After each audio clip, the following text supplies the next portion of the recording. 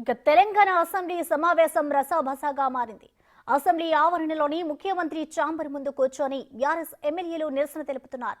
MLA Sabitha ఇందారెడ్డికి క్షమాపణ చెప్పాలని CM chamber వద్ద ఎమ్మెల్యేలు బైఠాయించారు. ఈ క్రమంలోనే క్షమాపణ చెప్పే వరకు ఇక్కడే కూర్చుంటామని కారు పార్టీ ఎమ్మెల్యేలు డిమాండ్ చేశారు. దీంతో బీఆర్ఎస్ ఎమ్మెల్యేలను మార్షల్తో బయటికి పంపిస్తున్నారు. మాజీ మంత్రి కేటీఆర్ ను సైతం ఎత్తుకొని బయటకు తీసుకెళ్లడం హాట్ టాపిక్ గా మారింది. కేటీఆర్ ను బీఆర్ఎస్ ఎమ్మెల్యేలు తెలంగాణ భవన్ కు తీసుకెళ్లినట్లు సమాచారం అందుతోంది.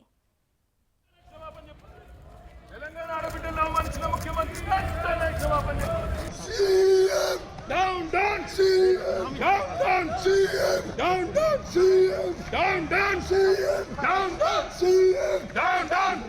CM! Down, down! CM! Down, down! CM! Down, down! CM! Down, down! CM! Down, down!